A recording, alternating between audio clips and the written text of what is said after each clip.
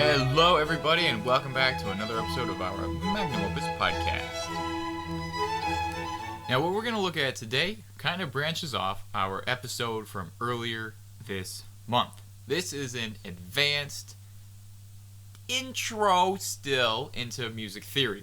I call it an intro because we can't do too much in the span of these 10 to 15 minutes that we have together, but it's still advanced music theory. I highly recommend you listen to our podcast titled Intro to Music Theory if you want to know more. If you're someone that, you already know music theory, then come on in, jump on in. The water's great.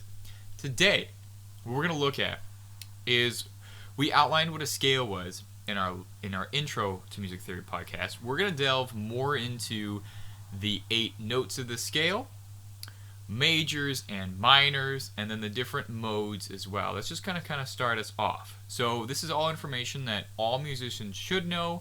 It's all information that the more of this you understand, then the better a musician you'll be. So let's begin. Let's recap. What the heck is a scale? Well, a scale is what divides an octave into different steps. And if we remember, the scale, the Western major scale, divides the octave into steps that are whole step apart, half step apart, and then whole step, half step apart. Now, if we break that down, you can figure out the key signature to any key if you just start on a note. Let's take a weird one, like, how about E major? What the heck is the key signature to E major? We start on E. We go up a whole step. That's F sharp. So E to F sharp. We go up another whole step. G sharp. We go up a half step. A, whole step. B, whole step. C sharp, whole step. D sharp, and then a half step, E. So now, just by figuring that out, we know that E major has F sharp, C sharp, G sharp, and D sharp. Good grief. So it's a wonky one, but you can figure that out any single scale, sharps or flats.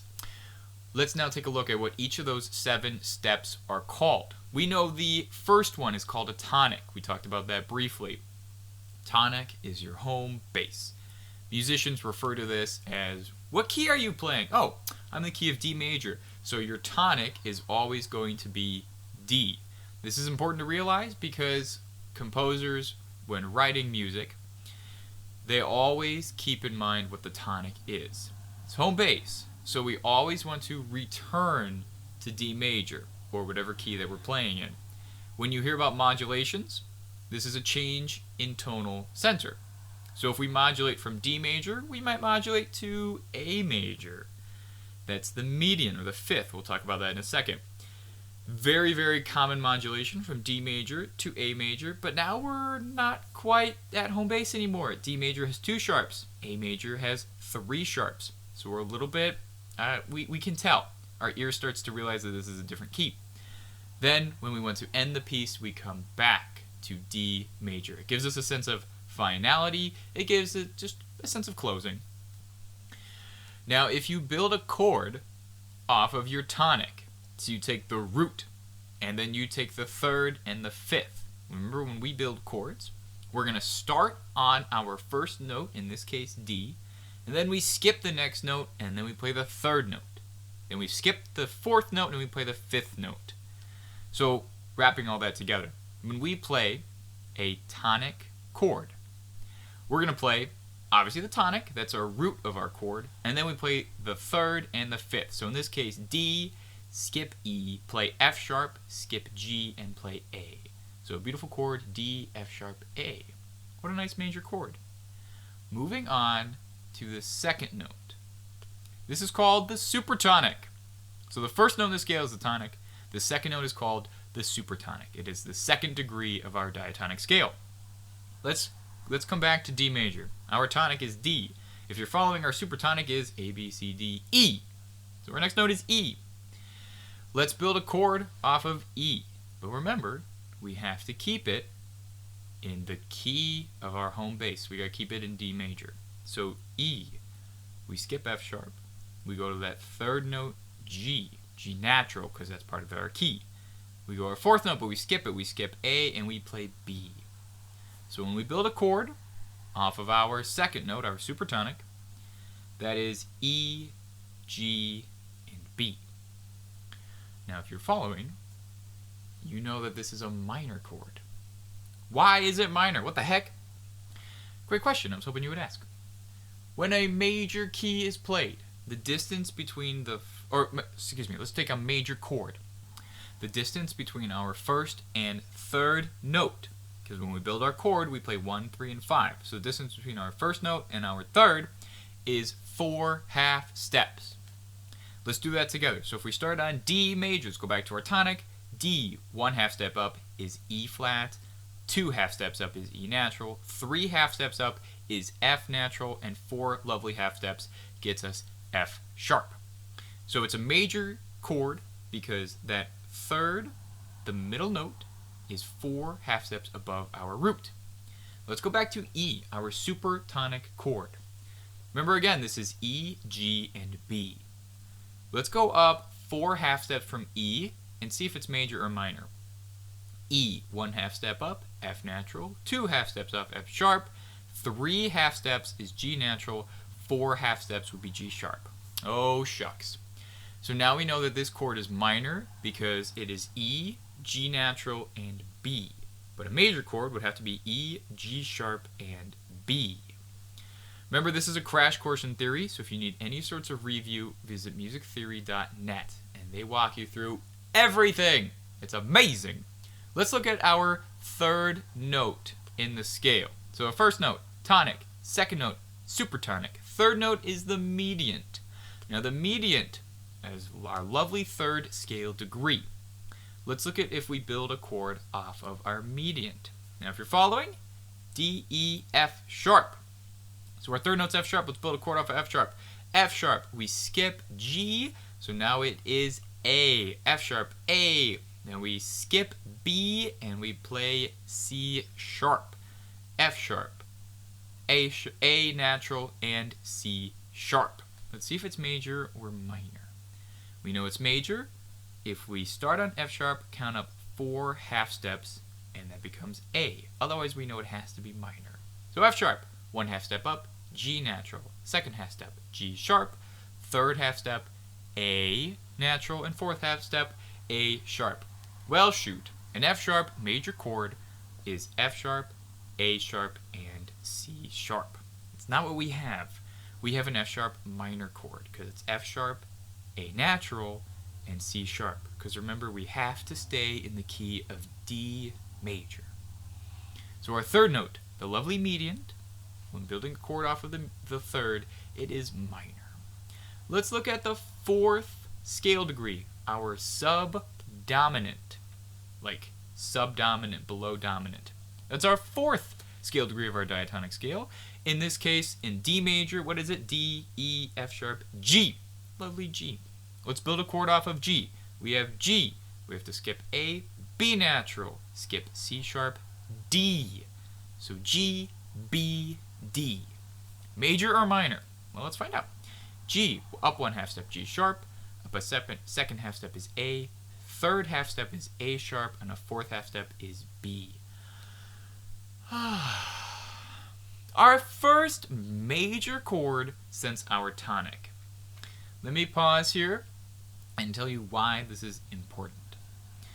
First of all, it is important because it's our first major chord since the tonic.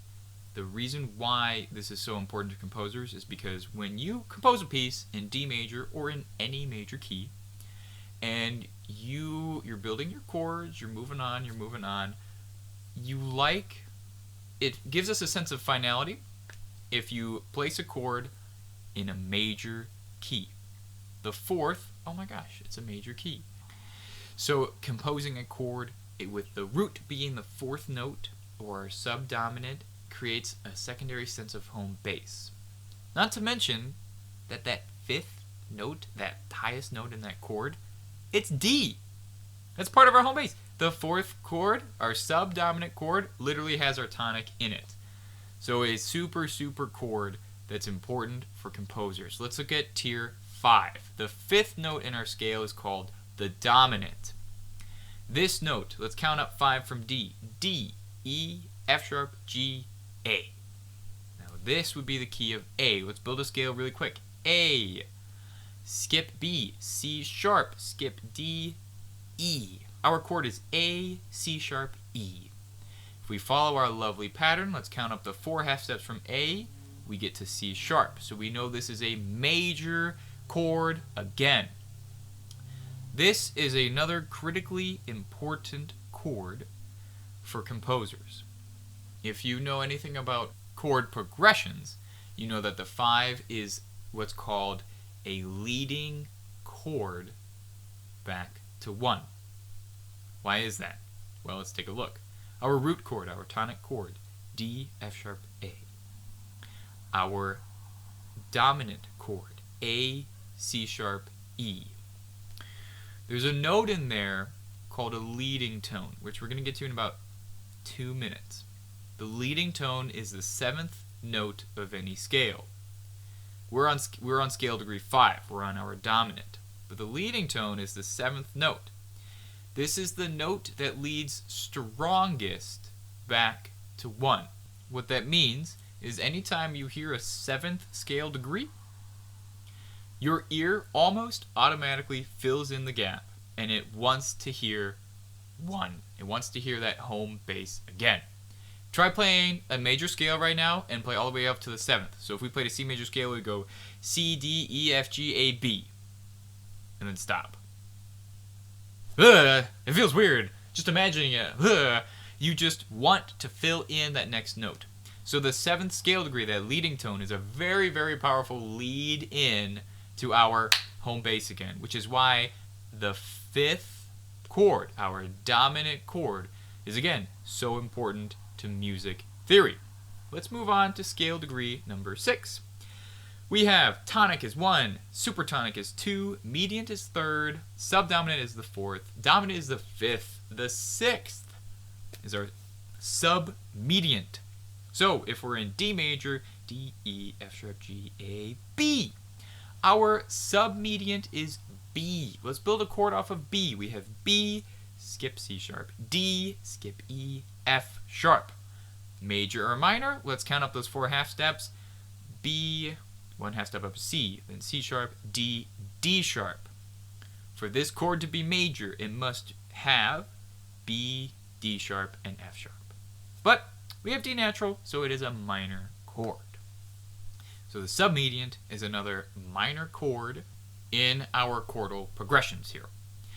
Let's look at number 7. We already know it's called the leading tone. Again, very, very important. The leading tone is the 7th, so that is C sharp in the key of D. It's always a half step down. And we talked a little bit why it's important. Let's build a chord off of it. C sharp, skip D, E natural, skip F sharp, and then G. So a chord built off of our leading tone is C sharp, E natural, G natural. Major or minor, let's find out. C sharp, go up 1 half step, D, and then D sharp, E, E sharp. For it to be major, it must have C sharp and, what the, E sharp? Okay. And it must also have G sharp. The reason why is because we know the distance from the first note in our chord to our middle note has to be 4 half steps apart for it to be a major chord. However, there's a part 2. From our second note in the chord to our top note, that must be 3 half steps apart for the chord to be major. And it's actually been true for all the other notes we've taken a look at. Let's build a chord off of D really quick again. So D, 1 half step up. We know that middle note must be F sharp. Now we need to go 3 half steps up from F sharp. F sharp, G, G sharp, A. A D major chord contains D, F sharp, and A. Double check the rest of our work. I guarantee you it's correct. However, this C sharp leading tone chord, it unfortunately doesn't follow the rules. So what the heck? So we know it has to contain E sharp if it wants to be major. Let's see what note it has to have for that top note. So we start on E sharp, we go up 3 half steps. 1 half step up from E sharp is F sharp, because E sharp is the same thing as F natural. Another half step up from F sharp is G, and then G sharp is our third half step. So the chord must be C sharp, E sharp, G sharp for it to be major. Well, if it was C sharp, E natural, G sharp, that would be minor. But what happens if it's C sharp, E natural, and G natural? We're going to have to tune in next week to find out. Thank you, everybody, so much for listening. If this is something that's intriguing to you, check out that website that I mentioned 2 times a podcast, musictheory.net. This is actually where I started to learn all of my lovely intro stuff, and it is incredibly helpful. What they do, they can actually write it out for you, unlike me. You just listen to me talk, and it's terribly confusing. So it helps to have that visual right there. But, as always, everybody, I hope you have a wonderful rest of your week, and I will see you next time.